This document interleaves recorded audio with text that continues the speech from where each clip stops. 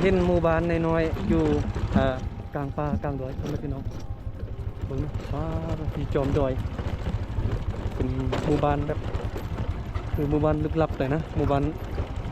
ลับแลก็ว่าแม่นเนาะบรรยากาศภายในบ้านบรรยากาศต้นสวยตอนนี้มิดจิลีเนาะ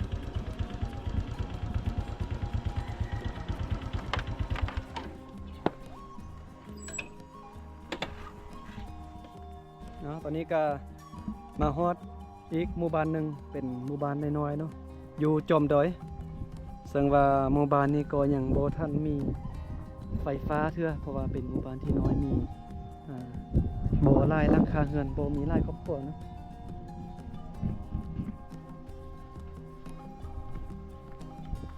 โอ้นี่รถไฟนี่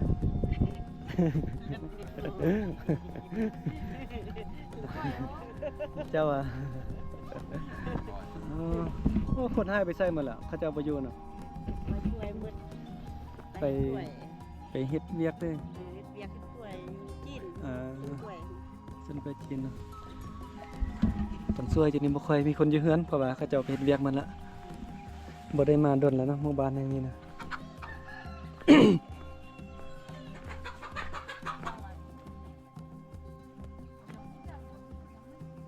คนอยู่ดอยส่วนใหญ่จะนิยมกันใส่รถซิ่งแบบนี้เลยราคาแพงเลยทั้งว่าใจอยู่ดอยแต่การมีอาชีพมีรายได้เนาะโดยเฉพาะเป็นการปลูกพืชเลี้ยงสัตว์นี่ก็ได้เงินหลายเลยบางคนคิดว่าอยู่ดอยนะจะบ่มีเงินแต่ที่จริงบ่แม่นเนาะอยู่ดอยนี่มีเงินหลายกว่าที่เฮาคิดเนาะเบิ่งเนาะเขาเจ้าเลี้ยงงัวเลี้ยงควายหลายบ่จักกี่ล้านอยู่นี่ตัวนึงก็หลายล้านละถ้าว่าขายหมดนี้ได้ก็โอ้ซื้อรถใหญ่ได้คันนึงวันนั้นนี่แต่ว่าถึงว่าจะมีเงินแต่เขาเจ้าก็ใช้ชีวิตแบบง่ายๆนะใช้ชีวิตดังเดิมหาอยู่หากินตามธรรมชาติเนาะ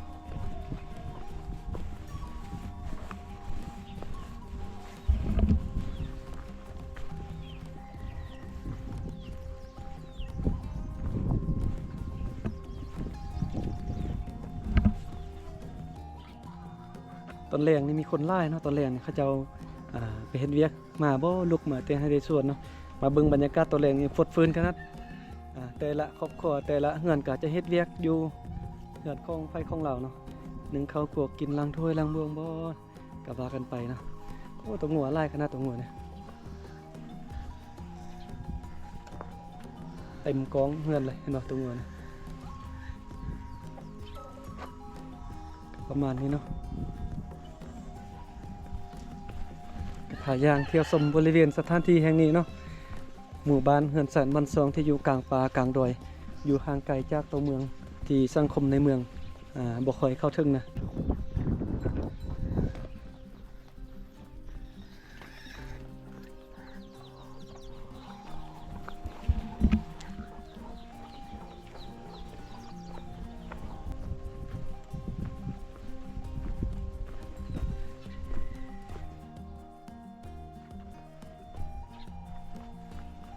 ตอนนั้นก็เลี้ยงหมูเลี้ยงเป็ดเลี้ยงไก่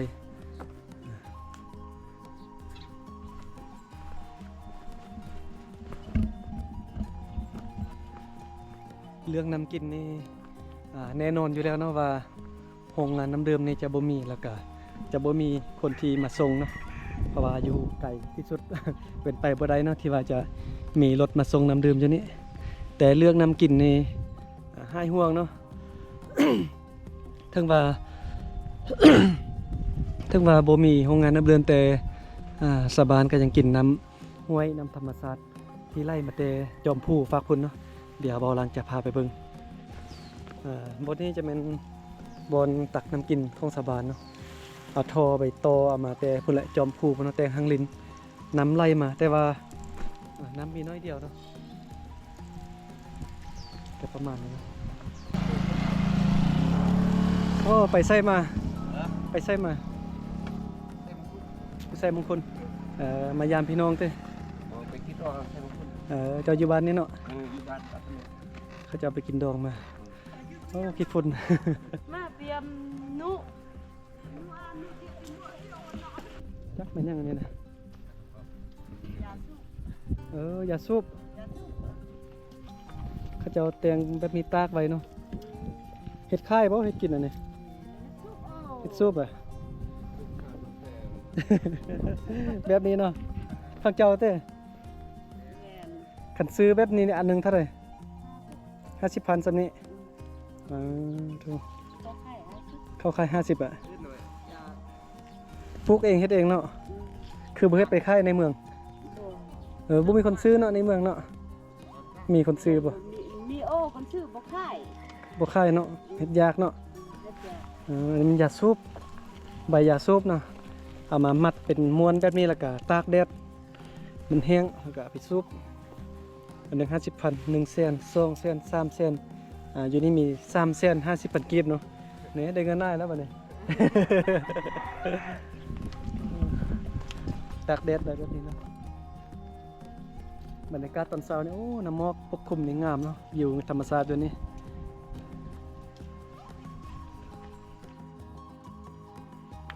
บนหมู่บ้านนี่ป้าเถอะทางด้านนี้ก็เป็นคอกหมูคอกแบะเขาเจ้าเลี้ยงแบะเลี้ยงหมูเลี้ยงเป็ดเลี้ยงไก่เลี้ยงงัวเลี้ยงควายเฮ็ดให้เข้าให้สาลีหลายอย่างเนาะรายได้หลักๆก็คือการเฮ็ดให้เฮ็ดสวนโอ้ได้เงินหลายได้เบิ่งเหือนนั่งนี่จนเป็นเงินใหญ่เนาะมีรถซิ่งพุ่นนะบ่ธรรมดาเนาะเบิ่งอยู่ด้วยคือแต่บ่มีเงินแต่ที่จริงบ่แม่นเนาะเขาเจ้ามีทรัพย์สินมีเงินมีคำหลายเด้ อยู่จอมดอยนี่ก็ทางภาคเหนือเนาะอยู่อุดมไสนี่อยู่จอมดอยแต่ละจุดแต่ละบอนนี่จะมีหมู่บ้านคนเป็นจุดเป็นบอนไปเลยนะระหว่างทางบอลังก็จะเก็บภาพบรรยากาศเนาะสถานที่ต่างๆหมู่บ้านต่างๆมาให้เบิ่งให้ชมนำกันเด้อแต่ว่าตอนนี้ยังอยู่หมู่บ้านน้อยๆอยู่นี่เนาะอยู่ทางภาคเหนือแขวงอุดมไสบอลังก็จะเดินทางไปเนาะเก็บภาพระหว่างทางเก็บภาพระหว่างหมู่บ้านให้เบิ่งให้ชมนำกันว่าอยู่กลางป่ากลางดอยยังจะมีหมู่บ้านคนอีกบ่เนาะมีแล้วถ้าว่ามีแล้วเฮือนซานบ้านซองเขาเจ้าอยู่ดอยเด้เป็นจังไดการใช้ชีวิตการดำรงชีวิตเนาะการซื้อการขายเฮ็ดจังได๋เนาะบ่นั้นก็จะเก็บภาพบรรยากาศให้พ่อแม่พี่น้องเนาะได้เบิ่งได้ชมไปนำกัน